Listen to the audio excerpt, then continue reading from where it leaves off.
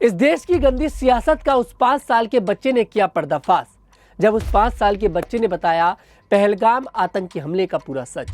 उसने बताया कि कैसे उसके पिता को आतंकवादियों ने धर्म के आधार पर मौत के घाट उतार दिया।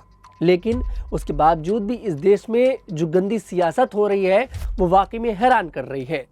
कुछ राजनेता तो ऐसे हैं जो ये पूछ रहे हैं कि क्या सबूत है कि आतंकवादियों ने मारने से पहले उनसे उनका धर्म पूछा था। उन्हें शर्म आनी चाहिए जो इस तरह के सवाल कर रहे हैं।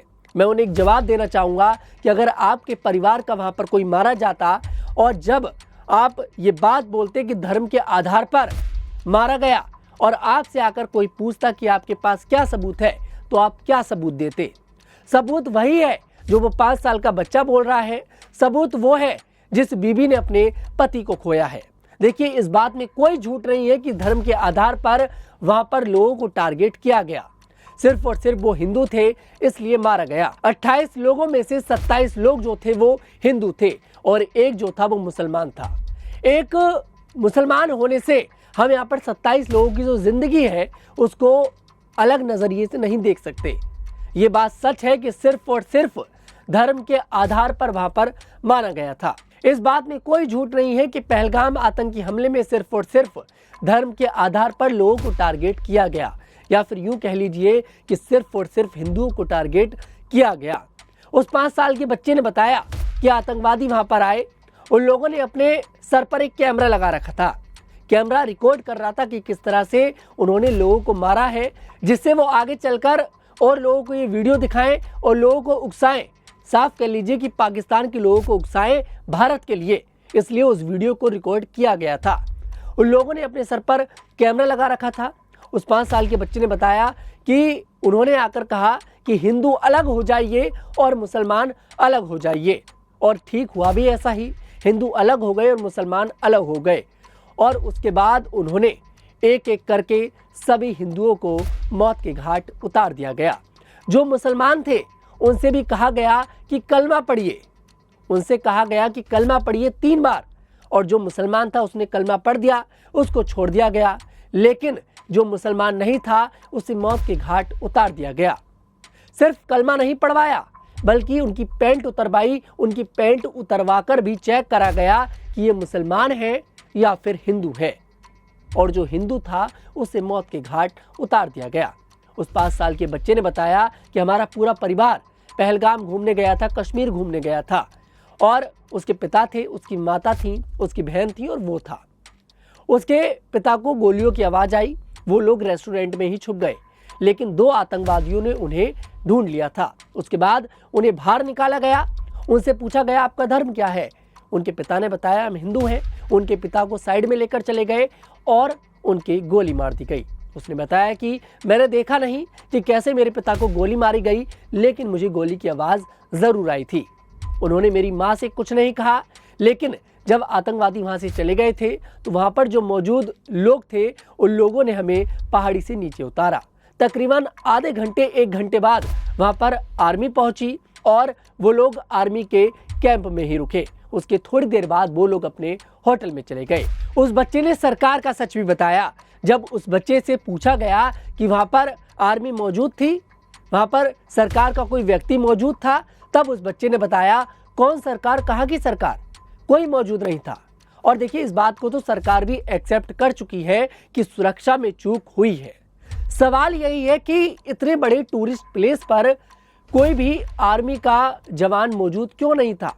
वो बच्चा भी बोल रहा है कि अगर वहां पर 2-4 आर्मी के जवान होते तो शायद सभी लोगों की जिंदगियों को बचाया जा सकता था। और देखिए, कहते हैं कि बच्चे जो होते हैं वो भगवान का रूप होते हैं और बच्चे कभी झूठ नहीं बोल सकते।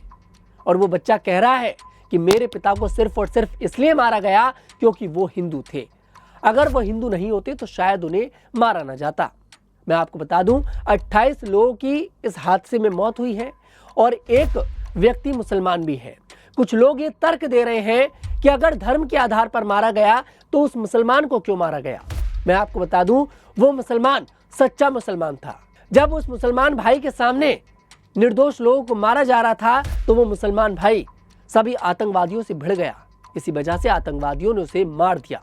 या फिर यूं कह लीजिए कि आतंकवादियों का इस्लाम अलग था और उस भाई का इस्लाम अलग था। आतंकवादियों का इस्लाम ये कहता है कि जो इस्लाम को नहीं मानता उसे मार दो, उसे मौत के घाट उतार दो, या फिर यूं कह लीजिए जो हिंदू है उसे मौत के घाट उतार दीजिए। और जिस मुस्लिम भाई ने उन लोगों को बचाने की कोशिश करी उसका इस्लाम ये कहता है कि आपके सामने अगर किसी निर्दोष को सताया जाए, किसी निर्दोष को मारा जाए तो उसे बचाना चाहिए, उसका इस्लाम ये कहता है। दोस्तों यहाँ पर देखिए, ये बात तो माननी पड़ेगी कि इस्लाम के नाम पर यह आतंकवादी हमला हुआ है, या फिर आप ये समझिए कि पाकिस्तान की एक बड़ी स्ट्रेटेजी भी इसके पीछे हो सकती है। लेकिन यहाँ पर इस बात में कोई झूठ नहीं है कि ये इस्लाम के नाम पर एक आतंक फैलाने की कोशिश करी गई है। मेरी बातें कुछ लोगों को बुरी लग रही होंगी, वाकई में मेरी बातें कुछ लोगों को बुरी लग रही होंगी, कुछ लोगों को मिर्च भी लग रही होगी, लेकिन ये बात सच है। वहां पर सिर्फ और सिर्फ इस्लाम के नाम पर लोगों को मौत के घाट उतार दिया गया। मतलब आप ये समझिए, अब तो मैं भी सोचता हूं कि वाकई में अगर इस देश में रहना है तो कलमा सीखना पड़ेगा। बनारस के रहने वाले एक प्रोफेसर थे, वो भी उस समय वहां पर मौजूद थे। उन्हें कलमा आता था, वो हिंदू है लेकिन उन्हें कलमा आता था। उन्होंने कलमा पढ़ दिया, आतंकवादियों को लगा ये मुसलमान है, उन्हें छोड़ दिया। मतलब साफ है कि आतंकवादियों का टारगेट सिर्फ और सिर्फ हिंदू थे। और सरकार को भी इस मामले से अब सख्ती से निपटना पड़ेगा, क्योंकि इस्लाम के नाम पर आप निर्दोष लोगों को मौत के घाट नहीं उतार सकते। इस्लाम ये नहीं कहता, इस्लाम कभी ये नहीं कहता कि जो लोग इस्लाम को नहीं मानते उन्हें मार दीजिए, आप लोग हिंदुओं से नफरत करिए, इस्लाम नहीं कहता ये।